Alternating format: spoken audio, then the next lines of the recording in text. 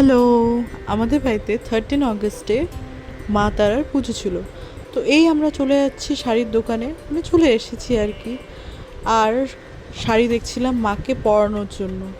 তো বেসিক্যালি আমাদের বাড়িতে মূর্তি নেই, মা তারার ফটো আছে। এবার ফটোটা পেলাম কোথায় সেই গল্পটা না হয় তোমাদেরকে বলবো, কিন্তু তার আগে এই শাড়িটা দেখে নাও। এখানে হলুদ রঙের একটা শাড়ি ছিল এবং এই লাল পাড় সাদা শাড়ি ছিল। তো লাল পাড় সাদা শাড়িটাই নেওয়া হলো। আর তোমাদেরকে বলে দিই, এই শাড়িটা হচ্ছে বাচ্চাদের শাড়ি, কত সুন্দর না? এবার তোমরা দেখো যে এই শাড়িটা কি করে পরাচ্ছে, রীতিমতো কত সুন্দর কুচি করছে ছেলে হয়ে, ভাবাই যায় না। আমি তো ভাই পারি না, যেটা সত্যি কথা। মানে দেখেই খুব ভালো লাগছে। যাই হোক, শাড়ি পরানোর পরে মাকে দেখতে আরও আরও অনেক সুন্দর লাগছিল, তোমরা সবাই দেখতে পারবে। আর দেখো মায়ের সাইডে যে বামদেব বাবার ফটোটা আছে, তোমরা পরেও মানে ভিডিওটা কন্টিনিউ দেখতে থাকবে তো ভালো করে পিকচারটা দেখতে পারবে। সেটা হচ্ছে আমার নিজের হাতে আঁকা বামা খ্যাপা, আর মা সেই ফটোটাকেই পুজো করে। যাই হোক, কথা বলতে বলতে দেখো মাকে শাড়ি পরানোও হয়ে গেল, কত সুন্দর লাগছে না? দাঁড়াও দাঁড়াও, কেউ যেও না, এখনও অনেক বাকি আছে, মাকে সাজানো আরও বাকি আছে। এই দেখো মাকে ওড়না এবং মালাও পরানো হয়ে গেল।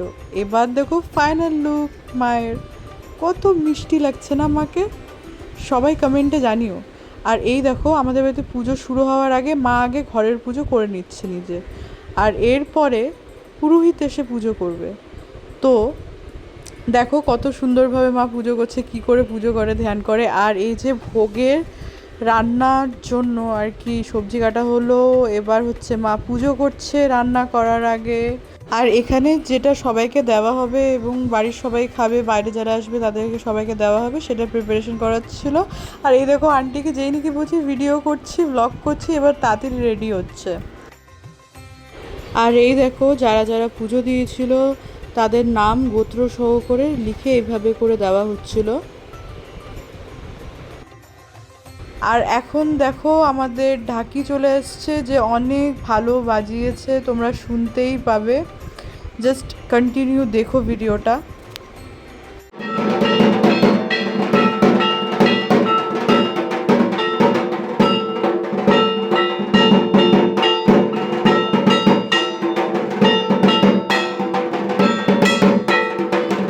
ঢাকির সাথে কাশি বাজিয়ে আমি যা আনন্দ পেয়েছি তা তোমরা ভিডিওতেই দেখতে পাবে।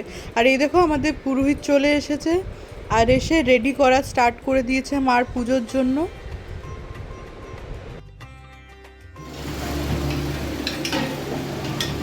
এটা কি হচ্ছে? পায়েস। এটা হচ্ছে লাবড়া। কোনটা? এই কড়াইতে হচ্ছে লাবড়া। এটা সেই বাবা, এটা হচ্ছে পায়েস। থালটা তো বিশাল বড়, যেটা দিয়ে ঢাকা দেওয়া হয়েছে। তারামার নাম যখন খুব একটা বেশি প্রচারও হয়নি, তার অনেক আগের থেকে আমরা মায়ের মন্দিরে গেছি, তারাপীঠে গেছি, এবং আমরা প্রত্যেকেই আমরা বাড়ির মধ্যে মায়ের খুব বড় ভক্ত। আর এখন বলতে গেলে সবাই তারামার ভক্ত। আর আমার মাও তারামাকে কিন্তু খুব ভালোবাসে।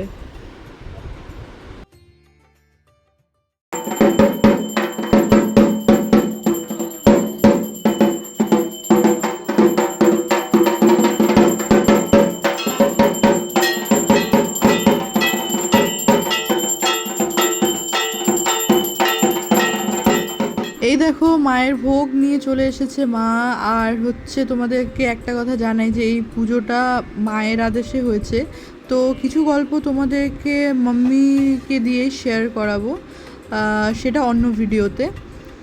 আর যাই হোক, ভোগ দেওয়ার পরে পুরোহিত বলল যাতে আমরা ঢেকে দিই আর কি, ওটা দেখা যাবে না ভোগ দেওয়ার সময়।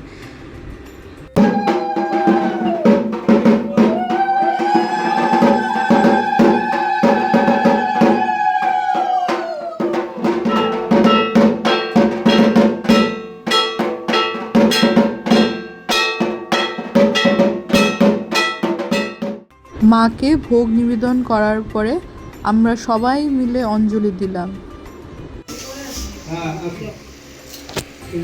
আচ্ছা আচ্ছা আচ্ছা আচ্ছা।